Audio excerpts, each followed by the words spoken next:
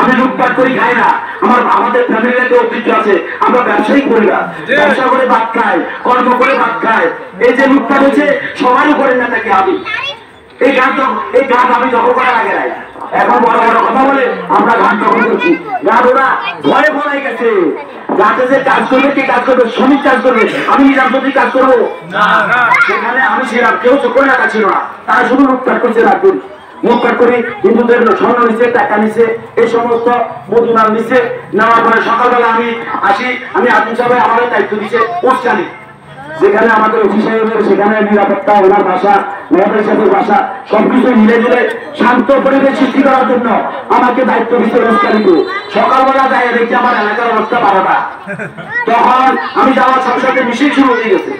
মিছিল করলাম, 500-700 লোক নিয়ে মিছিল করলাম। মিছিলের পরে আমি আমার বক্তব্য দিলাম। আমার বক্তব্য আমি সংক্ষেপে একটাই আপনাদেরকে বলছি, আমার বক্তব্য হলো এ পর্যন্ত যা করেছেন, গত রাত্রে আমার ভাইয়ের সামনে ছবিটা আমি এখানে রেখেছি। আমার অঞ্চল, আমাদের সেখানে একটা বাঘ আছে, সে বাঘটা হলো ড্রেন, লোকের বাবু ড্রেনের দিকটা আমরা কন্ট্রোল করি, ওই দিকটা ওজুল্লাহ সাহেবের আগ থেকে কন্ট্রোল করে। একবার প্যাকাত্তা, একবার একজন আসে, মূলত তারা রাজনীতিবিদ না, তারা হইল প্রেতাত্মা, তারা হইল স্বৈরাচারী, তারা হইল লম্পট, তারা হইল মানুষের সম্পদ লুটপাটকারী।